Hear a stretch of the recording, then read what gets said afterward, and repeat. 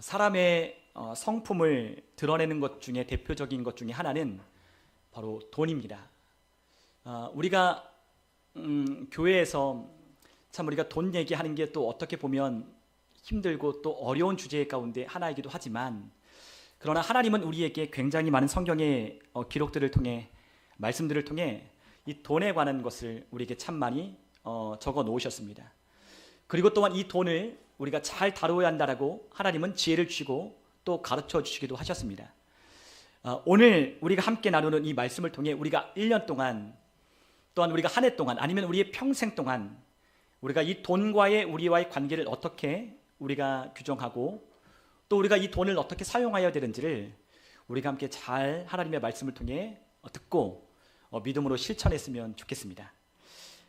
사람의 성품을 드러내는 것 중에 대표적인 것 중에 하나는 바로 돈이라고 했습니다. 지금 우리가 가지고 있는 이 돈으로 하는 행동과 선택은 여러분들의, 저의 성품, 그리고 또한 성격, 그리고 또한 우리가 하고자 하는, 추구하는 일의 방향이 무엇인지를 잘 드러내 줍니다. 그런데 이 성품은 우리가 소유가 더 많아진다라고 해서 달라지는 것은 아닙니다. 돈이 많아지면 우리가 하고 있는 것을, 지금 하고 있는 것을 우리는 더 많이 하게 될 것입니다. 사실 지금 우리가 이 돈을 어떻게 사용하느냐에 대한 문제는 우리가 앞으로 우리의 재정이 더 늘어날 때 우리의 삶을 어떻게 살아갈 것인지를 보여주는 그와 같은 확대하여 보여주는 것과 같다는 거죠. 돈은 굉장히 특성이 있습니다. 돈은 하나님이 그렇게 말씀하셨습니다. 돈을 사랑하는 것은 일만하게 죄지만, 일만하게 뿌리지만, 그러나 이 돈을 우리가 잘 다루어 신실하게 사용하여야 한다라고 말씀하셨습니다. 우리가 이 재정이 더 많이 늘어나면 늘어날수록 그 사람이 지금 하고 있는 일들은 늘어나게 될 것입니다. 그래서 돈은 우리의 삶을 확대하여 보여주는 특성이 있다라고 그렇게 말한다는 거죠. 여러분, 우리는 이 돈을 가지고 우리가 하고 있는 일들을 더 많이 하는 것을 우리는 나중에 알게 될 것입니다. 그러므로 돈은 기본적으로 그 사람을 확대하는 능력, 독특한 능력을 우리에게 보여주는데, 어떠한 무엇인가를 좋아하는 사람은 돈이 많아지면 자기가 좋아하는 것을 더 많이 하게 되어 있어요. 그래서 이 돈이라고 하는 것은 사람의 성품, 그리고 그들의 취향과 성향, 그리고 또한 그들의 삶을 추구하는 인생의 방향을 더욱더 도드라지게 하는 특성이 있는 것입니다. 그러므로 돈을 어떤 목적으로 사용하는지는 대단히 중요한 문제입니다. 그리고 또한 하나님은 우리가 이 돈을 어떻게 사용하는지 하나님은 면밀히 살펴보고 계시기도 하십니다. 그러므로 우리가 이 돈을 어떻게 사용할 것인지, 그리고 또한 우리가 그리스도인으로서 이 돈이라고 하는 것을 하나님께서 우리에게 맡겨주신 것이라고 생각하고, 이 돈을 주신, 또한 돈을 허락하시고 기회를 주시고 은혜를 베푸시는 하나님이 우리에게 이것을 어떤 목적으로 사용하여 주시는지를 잘 지켜보고 있는 것처럼, 우리는 이것을 복음을 위하여 또 하나님 나라의 확장을 위하여 사용한다면, 그리고 또한 의로운 목적을 위하여 하나님 나라를 확장하기 위하여 우리가 이것을 사용한다면, 하나님은 더 많은 소유를 우리에게 허락하셔서 그와 같은 일을 더 많이 하게 하실 겁니다. 그러므로 우리가 가지고 있는 것을 우리가 의로운 목적을 위하여 우리가 사용하고 있는 사람이라면, 그 사람의 소유가 더 많아지면 많아질수록 그 사람의 삶에는 더 선한 일들과 더 많은 영혼을 구원하는 일들과 그의 삶에 더 아름다운 일들이, 덕이 되는 일들이 더 많이 증가할 것이지만, 그러나 지금 우리의 삶 가운데 부정적인 삶의 영향으로 우리가 그 돈을 사용한다면 우리에게 소유가 더 많이 늘어난다 할지라도 우리의 삶의 부정적인 삶의 영향력은 더욱더 확대되어지는 것이죠. 그러므로 지금 우리의 재정을, 지금 우리의 소유를 어떠한 방식으로, 어떠한 목적으로 사용하는지 점검하는 것이 중요한 것입니다. 우리가 나중에 돈이 많아지면 우리가 어떻게 할 것이다, 그러한 이야기를 하는 사람들이 있습니다. 저도 그랬습니다. 제가 한 10억의 복권이 당첨되면, 로또에 당첨되기만 한다면 한 20억 당첨되면 10억을 교회에 드리고, 그리고 우리 주변에 어려운 그런 사람들이 있다면 우리 성도님들에게 한 20명 되니까 5천만 원씩 이렇게 나누어 드리고, 그리고 한 2억이나 한 3억은 제가 갖고 이렇게 하겠다라고 예전에 참 많이 말을 하곤 했었습니다. 항상 젊은 친구들이 만나면, 복권을 하면, 야, 이거 당첨되면 교회를 하나 짓고, 그리고 선교하고 이거 하겠다라고 그렇게 말들은 많이 했거든요. 그런데 진짜 복권에 당첨된 사람이 있는데 그 복권에 당첨됐는데 그렇게 안 하더라고요.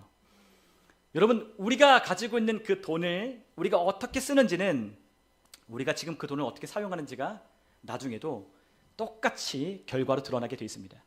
그래서 돈을 잘 활용하고 돈을 잘 그것들을 쓰지 못하는 사람은 돈이 많이 들어와도 시간이 지나면 다 낭비하고 허비하고 사라지고 마는 것이죠. 그러나 지금 현재의 우리가 가지고 있는 재정을 충실하게, 그리고 또한 바른 목적을 따라 사용한 사람이라면 돈이 많이 맡겨져도 그 사람은 그 돈의 많음과 상관없이 그 사람은 가장 효율적인 일에, 가장 하나님이 기뻐하시는 일에 그 돈을 사용하기 시작할 것입니다. 그러므로 지금 우리가 가지고 있는 이 돈이 많든 적든 그것을 어디에다 사용하고 있는지, 그리고 또한 우리가 하나님께서 맡겨주신 청지기로서 그것을 하나님 나라와 복음을 위하여 우리가 지금 사용하고 있는지를 우리가 점검해 봐야 하는 것이죠. 왜냐하면 재정이 늘어날 때 지금 우리가 하고 있는 일들이 고스란히 그에 반영될 것이기 때문입니다. 그러므로 우리는 어떤 사람이 말하는 내가 이러한 돈이 있다면, 내가 이런 여유가 있다면 그런 말을 할 것이 아니라 지금 우리가 가지고 있는 것도 충분합니다. 지금 우리가 가지고 있는 것이 얼마나 할지라도 그것을 하나님의 목적에 따라 그분의 나라와 그분의 영광을 위하여 우리가 사용하는 그 목적을 가진 그와 같은 곳에 사용하기 시작한다면 하나님은 우리에게 그것을 통해 하나님의 일을 이룰 수 있도록 우리의 삶의 은혜를 더하실 것입니다. 그러므로 중요한 건 지금 우리가 가지고 있는 것에 충실하고 있는가라는 것을 우리가 점검해 봐야 하는 것이죠. 나중에 아닙니다. 나중에 그렇게 하겠다? 아니요. 나중에 그렇게 하는 것은 없습니다. 지금 현재 자기에게 맡겨진 것에 우리가 충실하는 것이 하나님이 우리에게 지금 보고 계신 하나님의 지금 주된 관심사이기 때문입니다. 우리의 행동이 하나님의 원칙과 말씀들에 일치하고 있는가, 우리가 하고 있는 것들이 하나님이 원하시는 그 원리와 일치하고 있는가, 그것을 우리가 생각해 봐야 한다는 거죠. 여러분, 하나님은 어떤 분이십니까?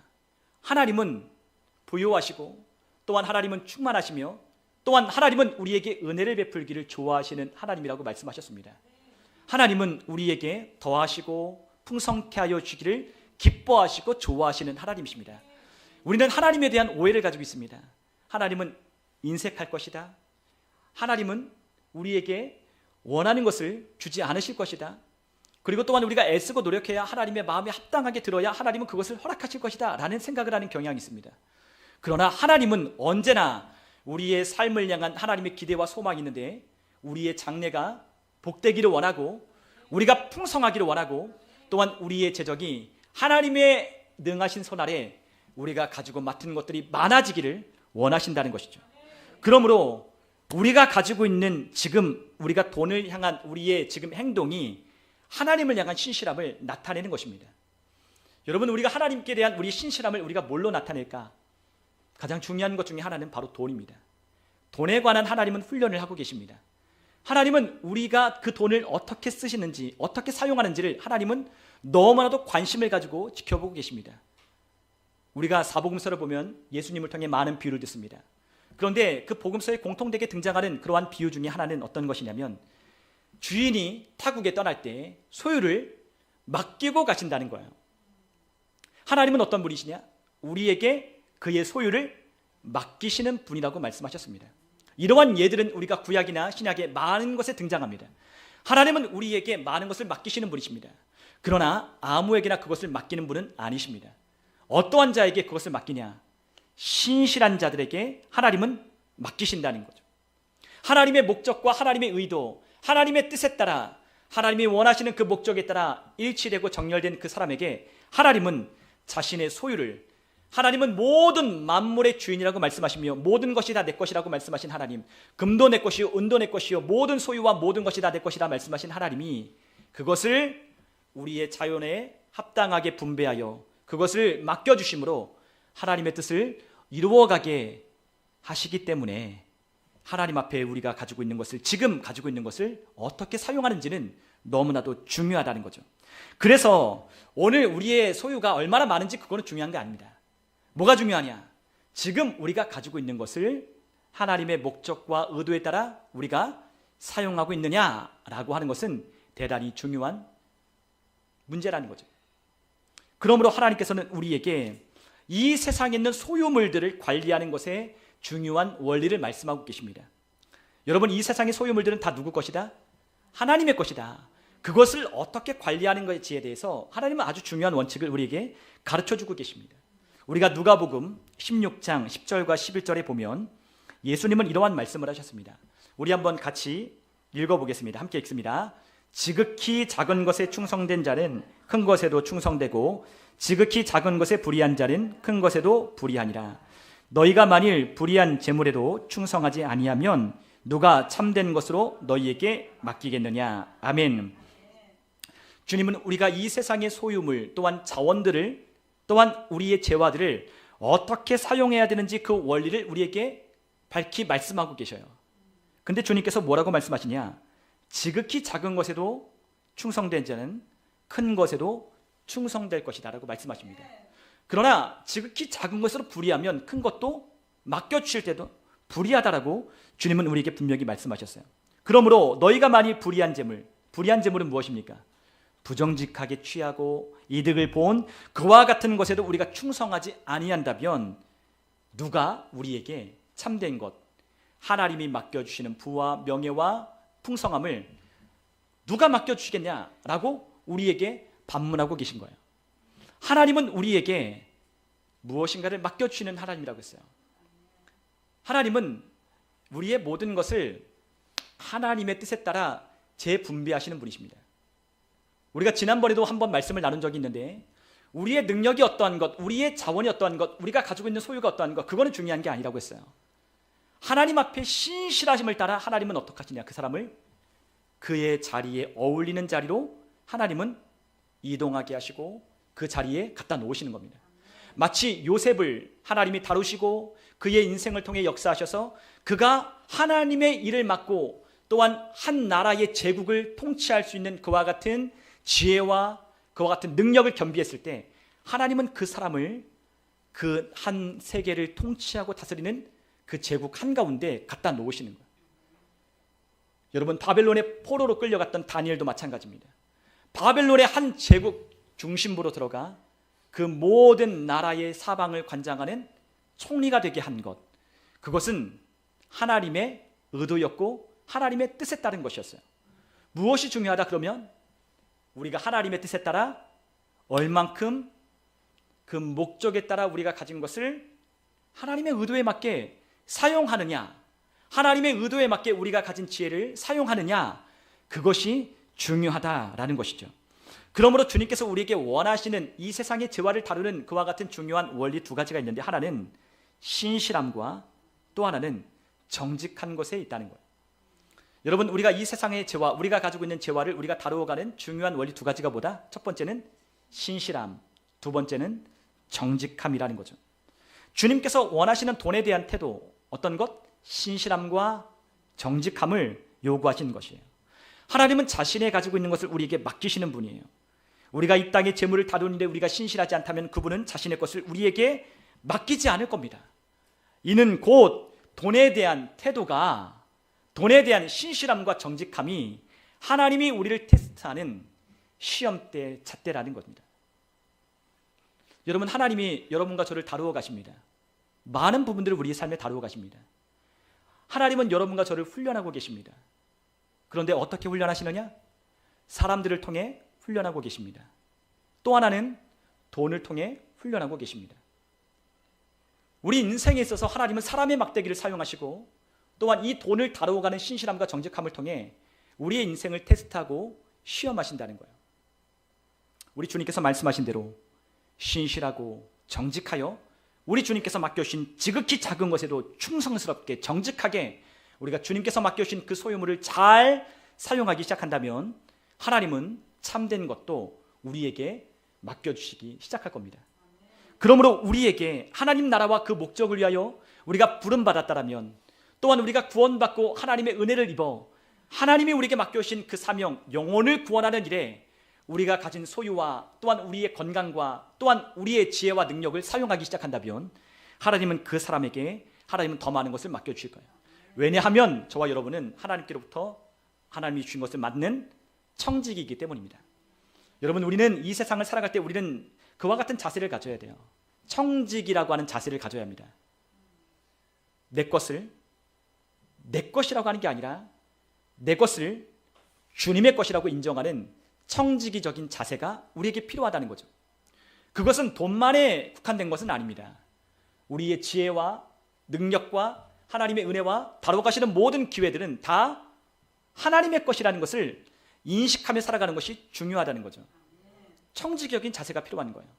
하나님이 맡겨주시고, 하나님이 기회를 여시고, 하나님의 은혜를 더하시고, 하나님의 소유를 증가하고 번창하고 많게 하여 주는 이 모든 것들은 다 하나님이 우리에게 맡겨주시는 것이라는 것을 인식하는 청지기적인 자세를 통해서 우리에게 그것들이 증가하기 시작하는 것입니다.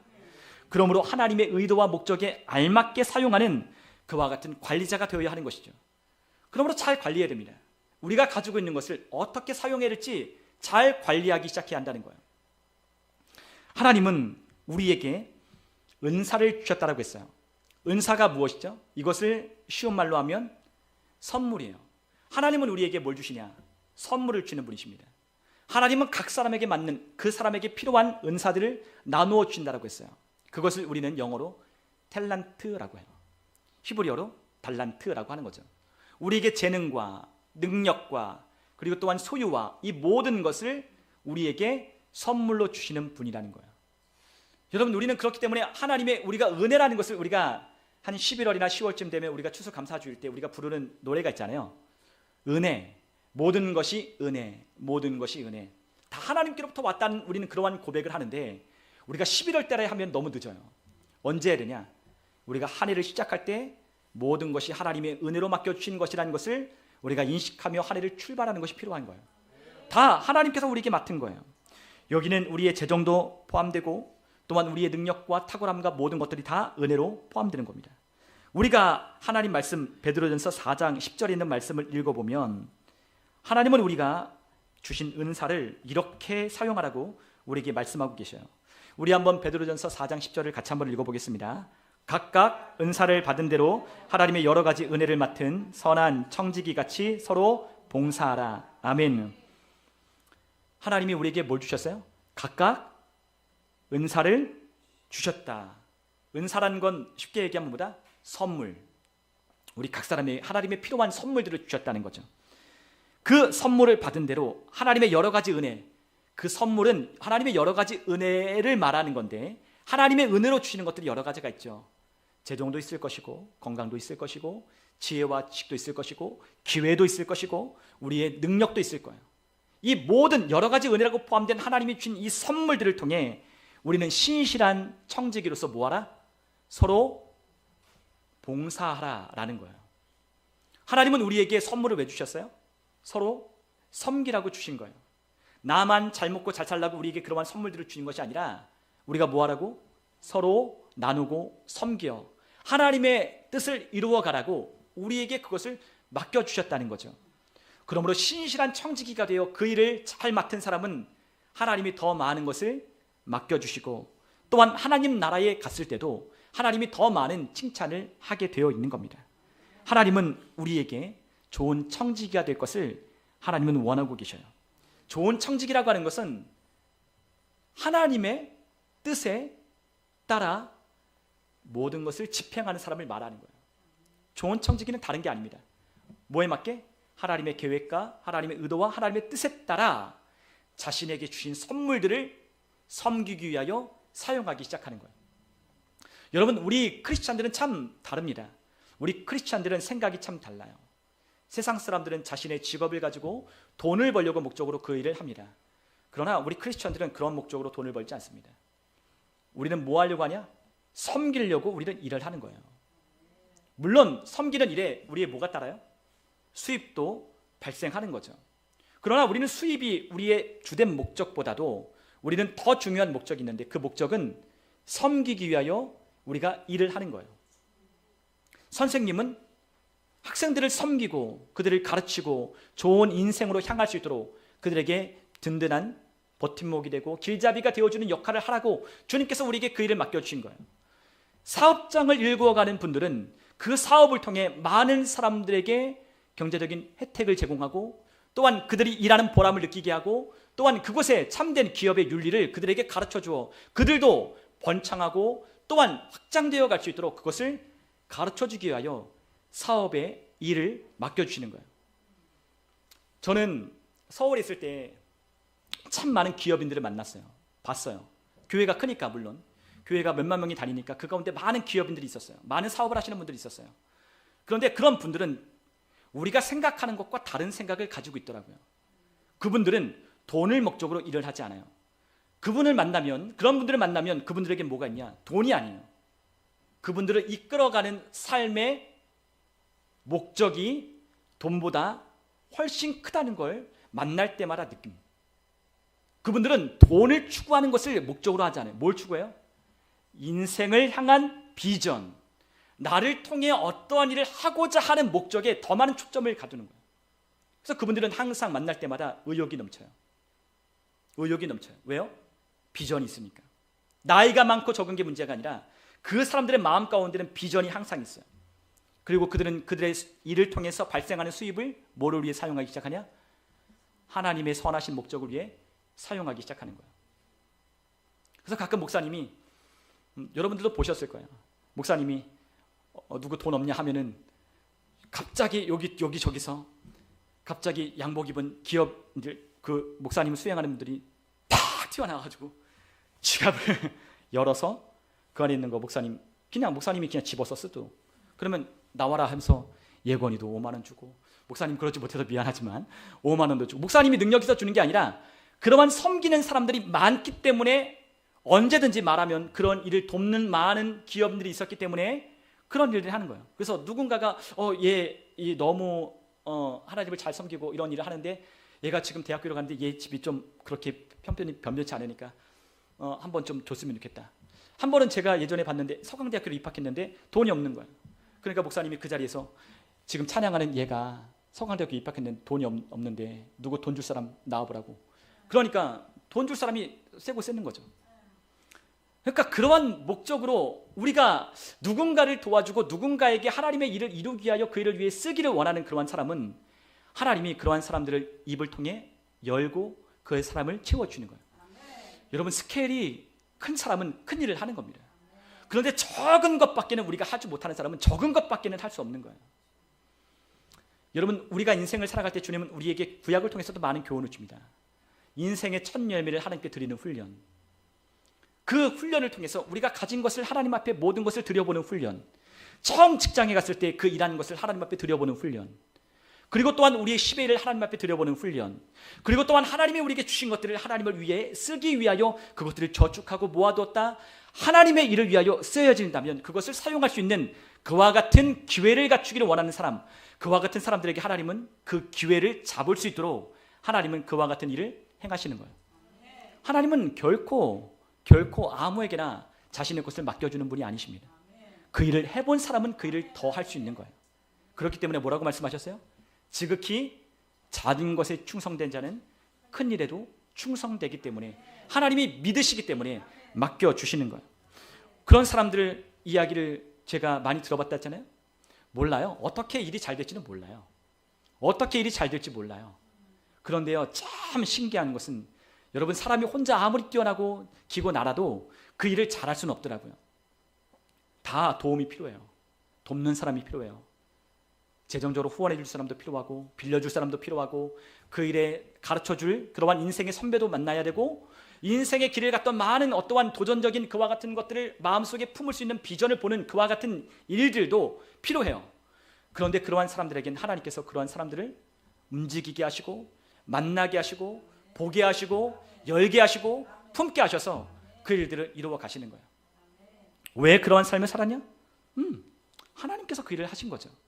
하나님께서 그 사람을 쓰기 원하고 그 사람이 신실하니까. 꼭 서울대학교를 나왔다고 하나님이 쓰시는 건 아니더라고요. 교회에 서울대학교 다닌 사람 많았어요. 그러나 서울대학교 나온 사람 다 쓰는 건 아니에요. 고등학교밖에 나오지 못해도, 중학교밖에 나오지 못해도, 초등학교 심지어는 나오지 못해도 사업을 일구어가고 또한 그 사업을 통해 번창하게 하는 많은 기업인들을 봤습니다. 근데 그분들의 하나 같은 공통점은 하나님을 위하여 살기를 결단하는 사람들이었어요. 그분들은 제일 앞에 나와서 기도하십니다. 그분들은 제일 먼저 하나님 앞에 일찍 나와 기도하고 마음을 쏟고 하나님 앞에 자신의 삶을 드립니다. 기업인들을 여러분 만나보십시오. 여러분들 인생에, 여러분들 직장 가운데, 여러분들 상무나 아니면 그 일들을 이루어간 많은 그 일들을 이루어가신 분들을 보십시오. 다 성향이 똑같습니다.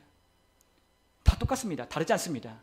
그들은 진취적이고, 그들은 믿고, 그들이 하는 모든 일이 잘 될 것이라고 생각하며, 어떠한 시련과 어떠한 굴곡이 있어도 그들은 헤쳐나가고 이겨나갈 수 있는 그와 같은 긍정적인 마인드를 가졌어요. 왜냐? 하나님이 함께 하신다고 믿으니까. 여러분, 우리에게 맡겨진 자가 뭐가 두렵겠어요? 여러분, 맡겨진 자가 뭐가 실수가 두렵겠습니까? 우리가 마태복음 25장에 보면 그 타국에 간 주인이 15달란트, 2달란트, 1달란트를 맡기고 가잖아요. 그런데 5달란트 맡은 자와 2달란트 맡은 자는 뭐 했죠? 가서 장사를 해서 이윤을 남겼다고 했어요. 그런데 1달란트 받은 자는 어떻게 합니까? 그것을 땅에 묻어 감추어두어 주인이 올 때 그것을 주인님 보십시오, 내가 당신이 준 것 가지고 왔습니다 라고 그렇게 가지고 왔다고 했어요. 그런데 주님은 결코 그 1달란트 가진 자를 칭찬하지 않았습니다. 5달란트 받은 자, 2달란트 받은 자처럼 그것을 하나님이 주신 선물들을 가지고 섬기기 위하여 일하고 수고했던 그 사람이 얻은 것을 통하여 하나님은 칭찬하시는 거예요. 여러분, 우리에게 뭐가 필요해요?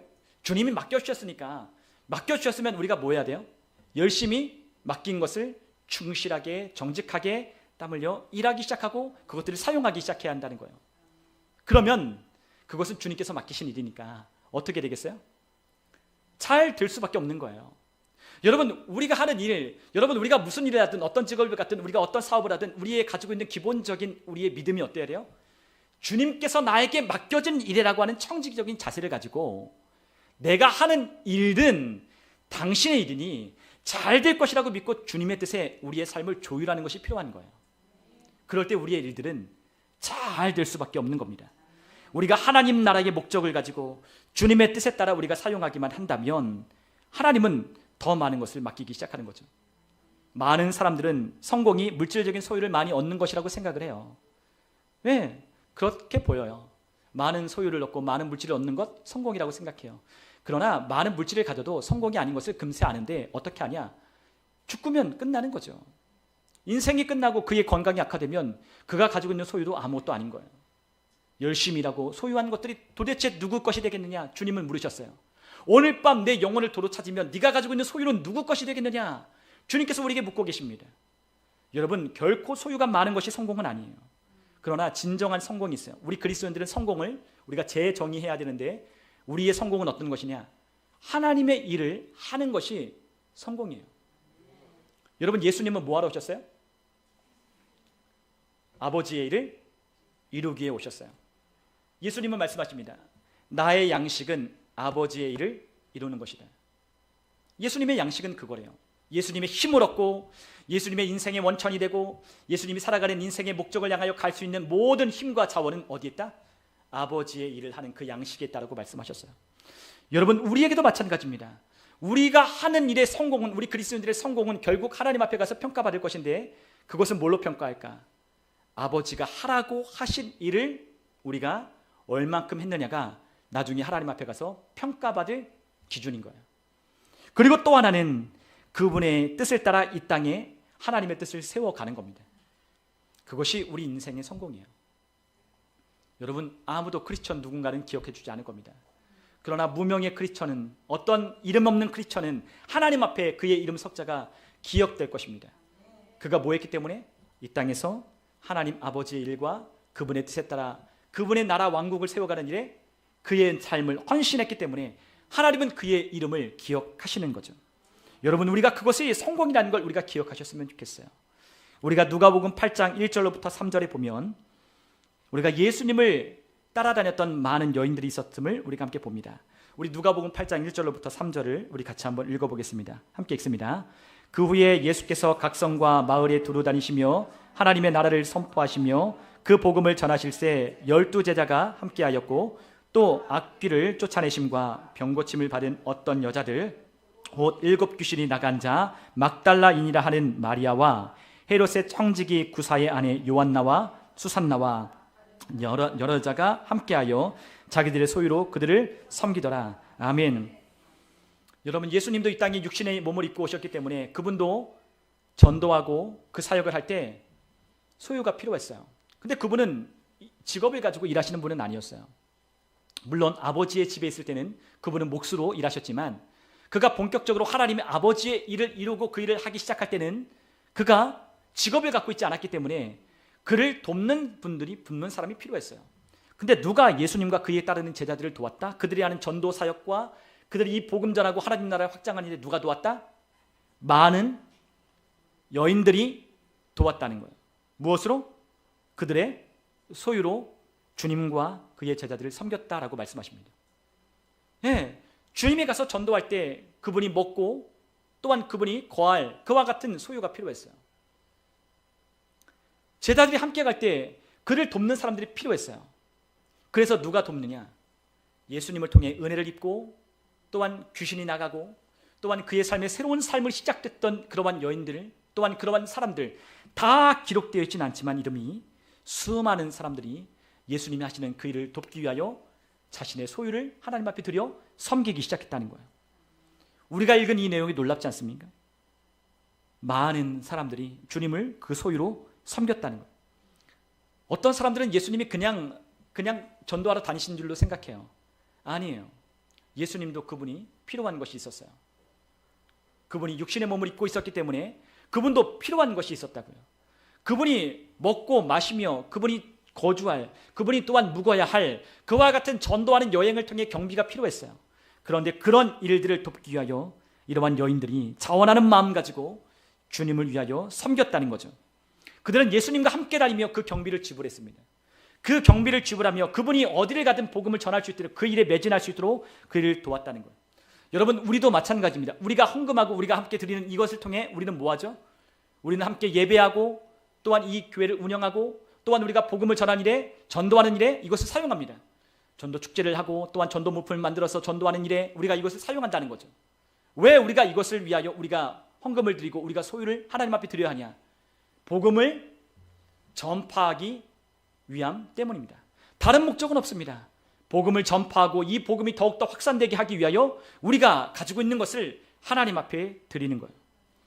여러분, 하나님께 드리는 일은 동역을 하는 겁니다. 꼭 동역을 우리가 가서 뭔가를 같이 해야만 동역하는 건 아니잖아요. 우리가 뭘로도 동역할 수 있어요. 우리의 소유로 함께 나누고 함께 드림으로 동역할 수 있는 거예요. 네, 다른 걸로도 할 수 있는 거예요. 어떤 이는 복음을 전하고 어떤 이는 사업을 하고 어떤 이는 교육을 하고 어떤 이는 가르치고 어떤 이는 그것을 준비함으로 우리가 하고 있는 이 복음의 일들을 같이 함께 협력함으로 그 일들을 이루어가는 거죠. 한 사람의 힘으로는 그걸 감당할 수 없어요. 우리가 함께 부담하고 함께 해야 이것을 완수하고 이룰 수 있는 거예요. 여러분, 그러므로 교회에 하고자 하는 일에 교회가 쓸 수 있는 돈이 많아야 해요. 그것을 통해 책자도 만들고 그것을 통해 어떠면 방송을 내보내고 또한 그것을 통하여 우리가 더 많은 사람들에게 복음을 전할 수 있도록 하는 일이 필요합니다. 여러분, 우리가 할 수만 있다면 우리가 그런 일들을 하는 거예요. 할 수만 있다면 무슨 수단을 동원해서라도 복음을 증언하는 거예요. 여러분, 미국에 있는 많은 교회는 그것을 벌써 시작했고 이미 그것들을 1900년도 초부터 그들이 시작했어요. 그런데 그걸 어떻게 할 수 있었을까요? 교회가 위성센터를 짓고 방송실을 만들고 라디오에, TV에 수많은 목사님들, 빌리 그레엄 목사님 같은 그런 목사님들 방송에 내보내며 또한 수많은 사람들이 영혼을 구원하기 전도 집회할 때 그것을 방송으로 내보내고 라디오로 내보내는 것, 그거 어떻게 그걸 가능할 수 있겠어요? 함께 복음을 위하여 우리가 가진 것을 함께 나누고 함께 소유를 함께 주님 앞에 드릴 때 그 일들이 가능하게 된 거예요. 미국에 수많은 학교가 있어요. 물론 우리도 학교가 있죠. 이 모든 학교가, 우리나라에 있는 학교도 대학교도 수많은 병원도 다 성도들의 헌금으로 지어진 겁니다. 여러분 아십니까? 제중원, 서울대학교 있는 그 병원 누가 지었어요?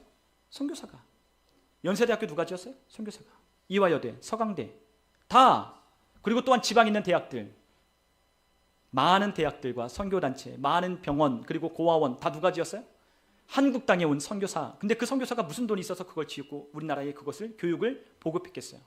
모건대학교, 여기 어디죠? 배재대학교 다 선교사님이 지은 학교입니다. 그분들이 이 땅에 와서 학교를 짓고 병원을 짓고 고아원을 짓고 우리나라에 있는 모든 교육기관과 그런 시설들은 거의 다 기독교인들이 시작했어요. 지금도 90% 이상의 기독교인들이 그걸 감당하고 있습니다. 근데 그거 무슨 돈으로? 그들이 무슨 돈으로 이 땅에 와서 이 가난한 이 나라에 그것을 할 수 있겠어요? 그것은 다 그 교회에 있는 성도들이 같은 비전과 같은 마음을 가지고 그 일에 헌신했을 때 그 일이 이루어진 거예요.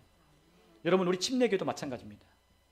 침례교회도 페닉 선교사가 캐나다에 있는 그 교회의 모교회를 통해서 내가 이 조선 땅에 복음을 전해야 하니 그 복음을 전할 때 나를 도와달라고 요청할 때 그 선교사님들을 후원한 많은 성도들의 헌금을 통해서 침례교회가 세워지고 병원이 세워지고 학교가 세워지는 거예요.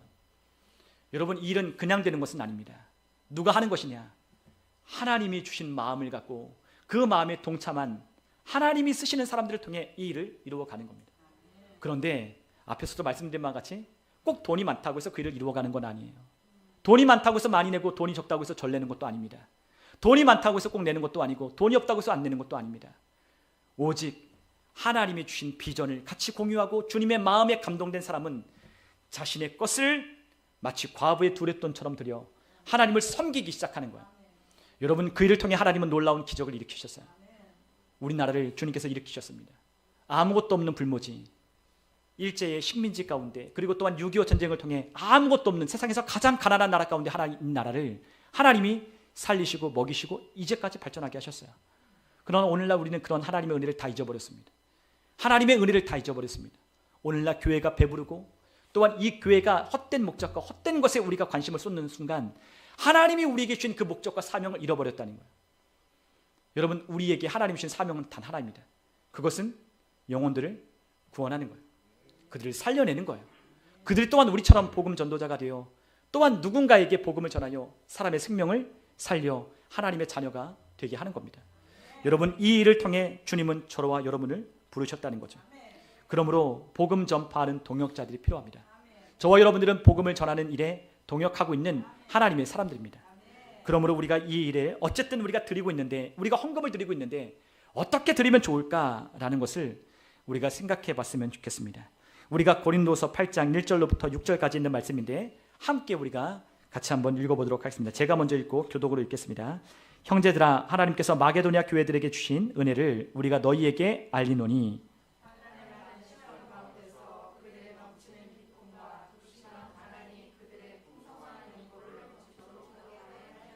내가 증언하노니 그들이 힘대로 할 뿐 아니라 힘에 지나도록 자원하여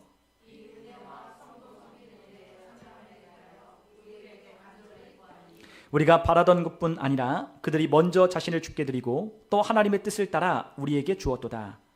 너 우리가 디도를 권하여 그가 이미 너희 가운데서 시작하였은즉 이 은혜를 그대로 성취하게 하라 하였노라. 아멘.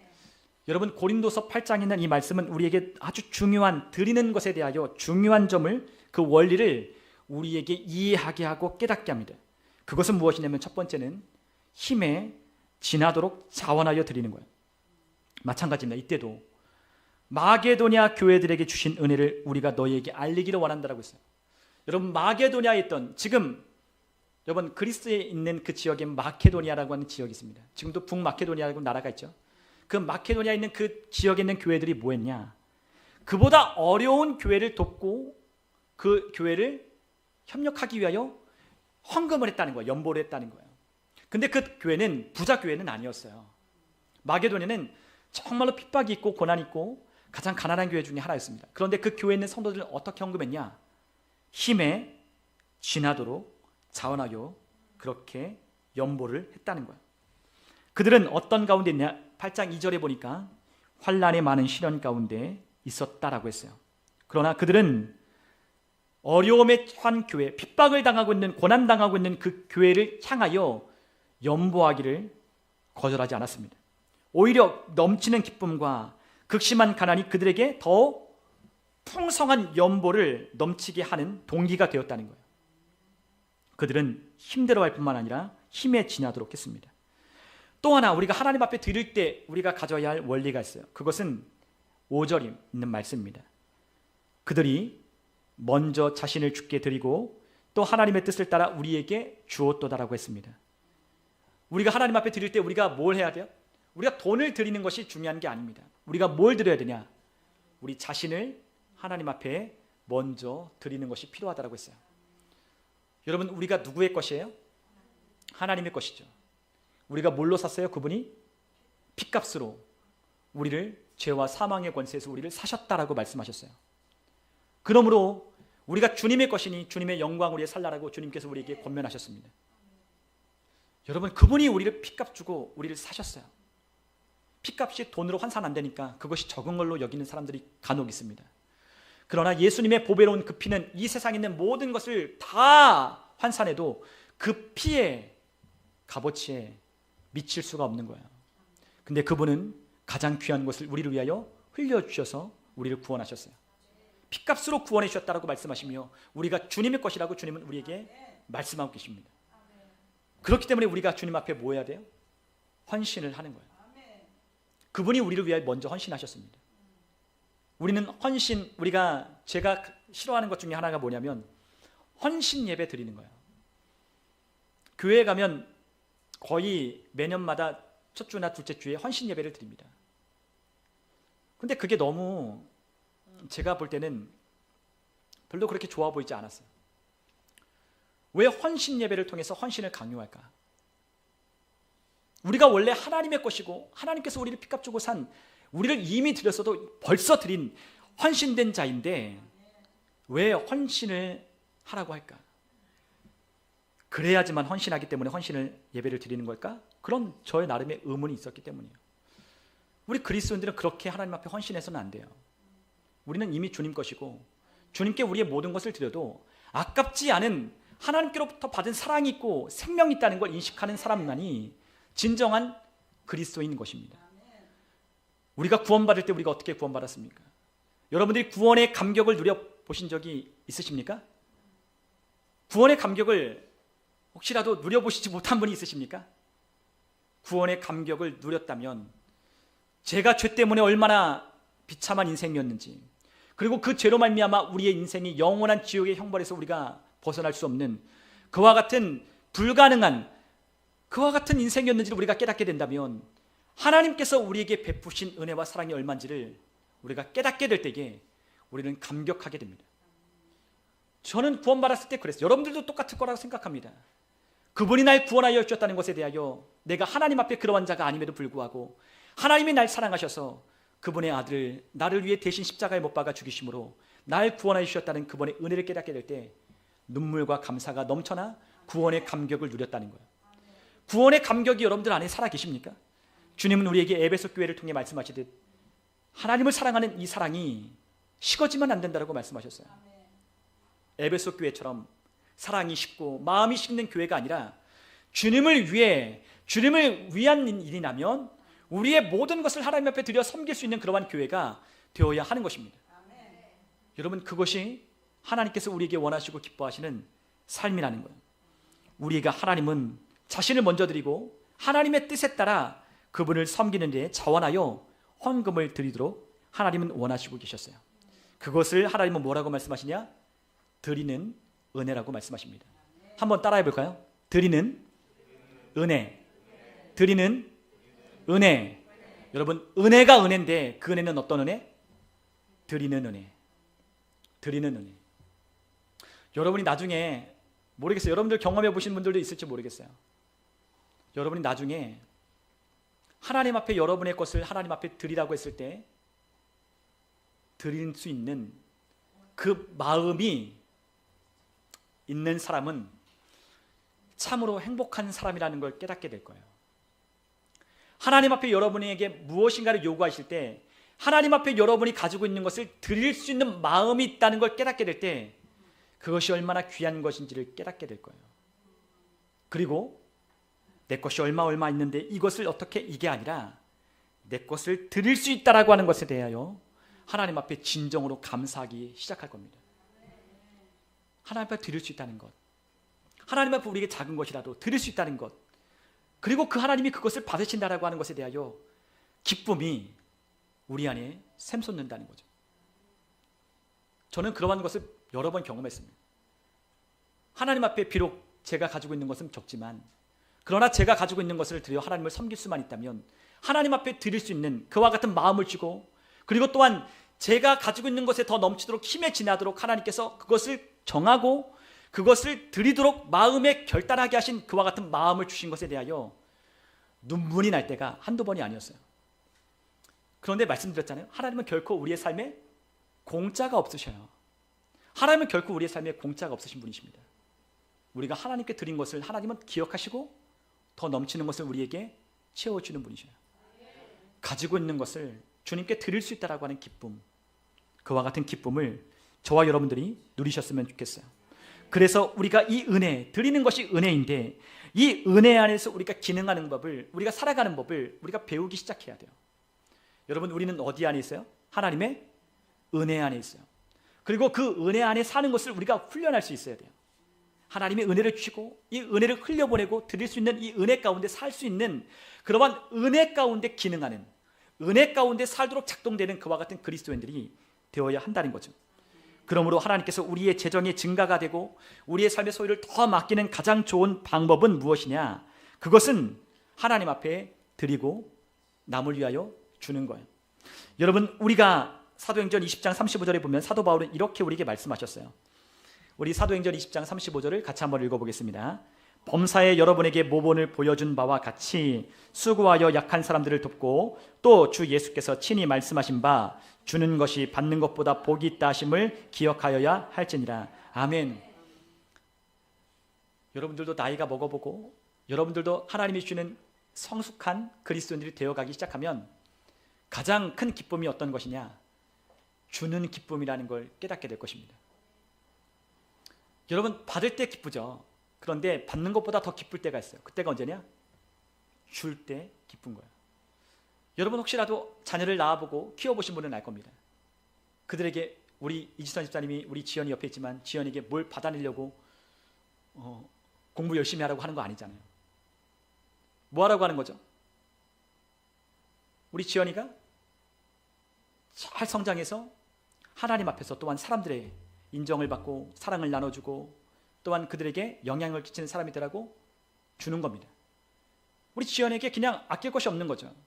근데 없으면, 줄 게 없으면 기쁘던가요? 슬프던가요? 슬픈 거예요. 가장 기쁜 상태는 어떠냐? 우리가 넉넉하여 가진 것을 나눠줄 수 있는 상태가 가장 기쁘고 행복한 삶이에요. 저는 성도님들 통해서 성도님 가끔 저에게 또 저희 아내에게 좋은 것을 주실 때가 있어요. 너무 감사해요. 근데 어떨 때는 막 몸둘 바를 모르겠어요. 하는 게 없는데 제가 그런데 그러한 사랑을 베풀어 주고 그러한 것을 줄 때마다 너무나 고맙고 감사해요. 그런데 왜 그럴까 생각을 해보면 그런 생각이 들어요. 주는 것이 받는 것보다 기쁘기 때문에 주시는 거죠. 여러분, 누군가에게 줄 수 있다는 그 기쁨은 너무 놀라운 거예요. 아마 우리 근원자매가 이제 신랑 되는 남편을 만났을 때 아마 이제는 남편을 위해서 뭔가 많은 것을 생각해 볼 거예요. 길을 가다가 백화점을 가면 좋은 와이셔츠를 보면 우리 오빠가 저 와이셔츠 입고 강단에 서면 좋을 텐데 그거 옷을 주는 거예요. 계속 뭘 생각해요? 누군가를 사랑하고 또한 누군가를 좋아하고 또한 우리 안에 있는 그 기쁨이 있으면 우리는 자꾸만 뭐 하기 시작해요? 주기 시작하는 거예요. 그게 바로 기쁨이 있고 즐거움 있는 사람은 그걸 하는 거예요. 근데 그 기쁨을 누려보지 못한 사람은 받으려고만 해요. 그러나 진정한 기쁨은 어디 있느냐? 우리 박민호 성도님 아직 결혼은 안 하셨지만 이제 올리브를 들여왔잖아요.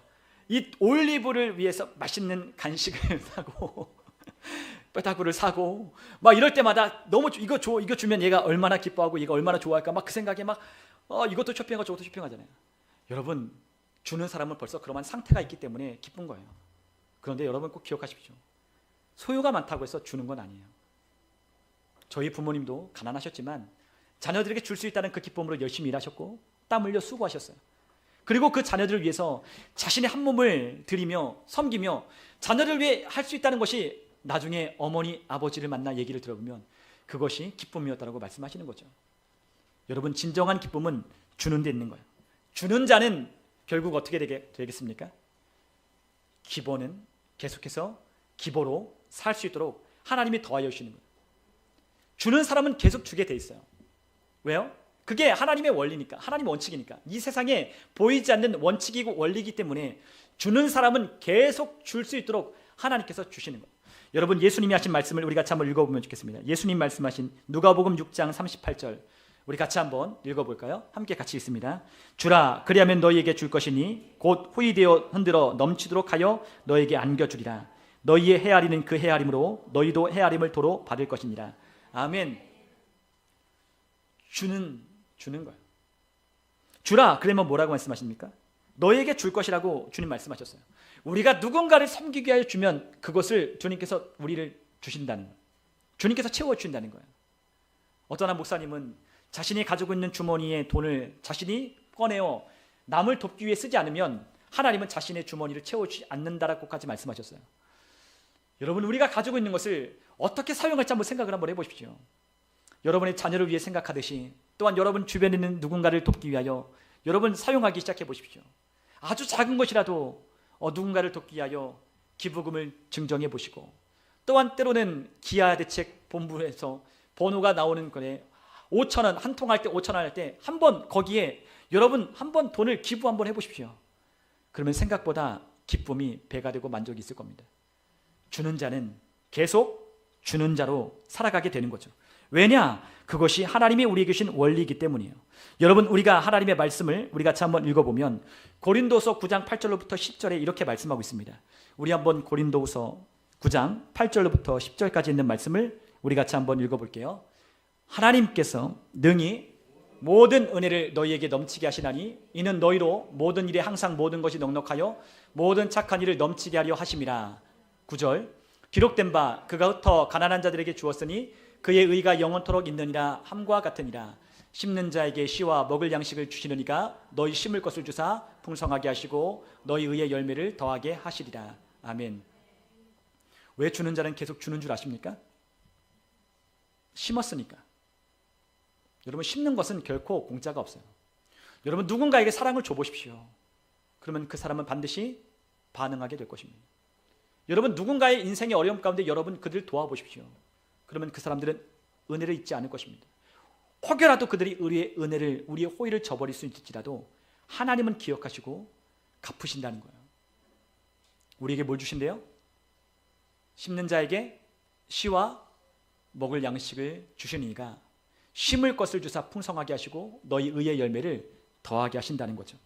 그것이 하나님이 우리에게 주신 약속이에요. 하나님은 우리가 이 땅 가운데 주는 자로 기억되기를 원하시고 계십니다.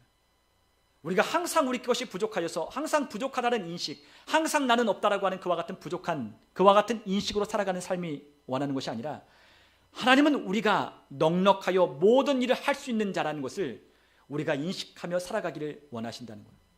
그리고 그 나머지는 하나님이 어떻게 하신다? 채우시고 심을 것과 씨를 심을 것과 풍성하게 하실 것을 주신다는 것을 믿는 믿음으로 우리 그리스도인들은 살아가기 시작하는 거예요. 여러분, 왜 수많은 선교사들이 와서 학교와 병원을 그 돈이 많이 드는 일을 할 수 있었는지 아십니까? 왜 6.25 전쟁 때 왜 미국에서 그 교회들이 이 나라에 구호 물자를 미군들을 통해서 보낸 줄 아십니까? 옷가지, 우유, 그리고 가루, 그리고 이 모든 밀가루, 누가? 미국에 있는 교회들이. 여러분, 그 교회들이 부자라서 했을까요? 아닙니다. 그 교회가 넉넉해서 했을까요? 아닙니다. 우리가 가지고 있는 것의 넉넉함과 넉넉하지 않은 것은 중요한 것이 아니라고 했어요. 다시 말씀드립니다.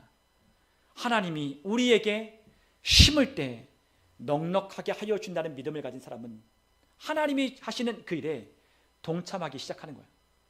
그런데 결코 그런 사람들을 하나님은 결코 그냥 그 자리에 머물렀게 하지는 않으십니다.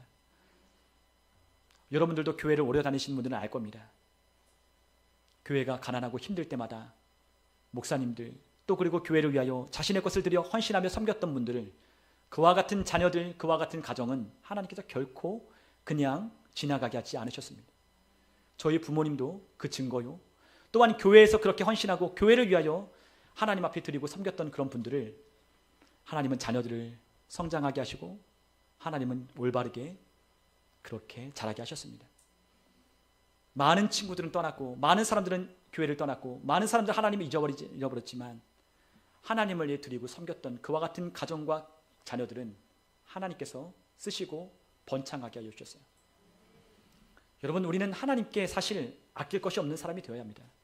그렇다고 해서 하나님께서 여러분 지금 당장 여러분에 있는 것을 다 드리라고도 하시지 않은 분입니다.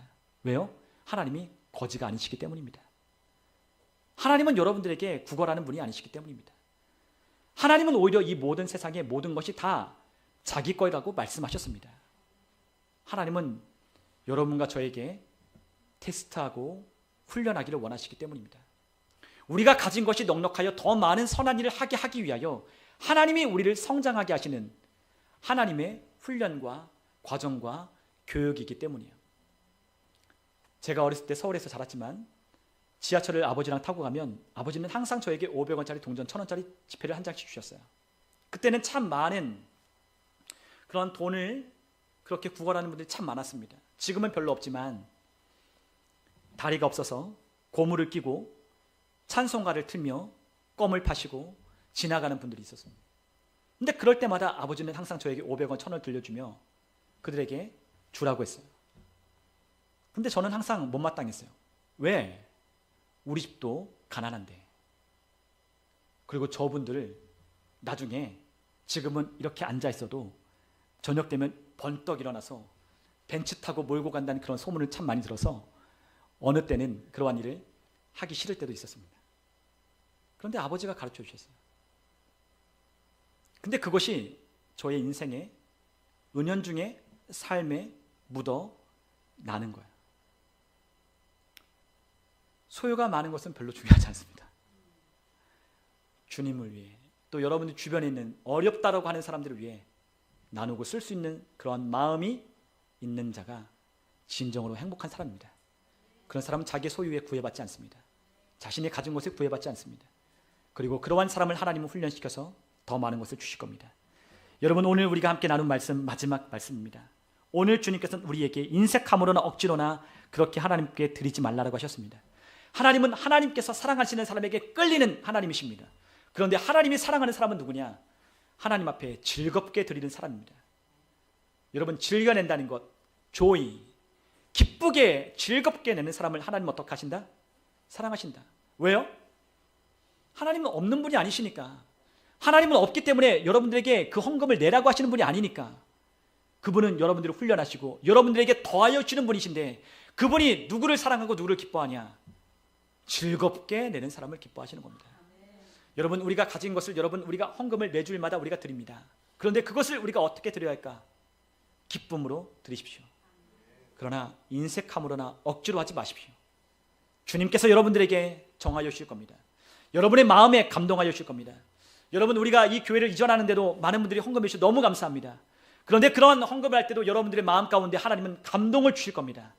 감동을 주셔서 여러분들과 제 마음 가운데 그것을 하게 하실 겁니다. 저도 이미 헌금을 했지만 그러나 더 하기를 원합니다. 왜냐하면 제가 하나님께로부터 받은, 저희 아내와 함께 기도하며 받은 액수가 있기 때문에 저는 그것을 채울 겁니다. 왜냐? 하나님이 저희 마음 가운데 감동을 주셨기 때문입니다. 그렇게 하라고 하셨기 때문입니다. 그러나 없습니다. 그런데 할 수 있어 기쁩니다.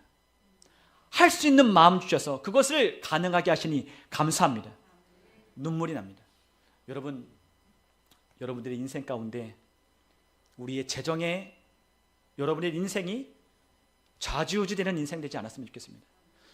우리 교회는, 우리 성도는 넉넉하여 모든 것이 충만하여 모든 일을 할 수 있는 그와 같은 사람들이 될 것입니다.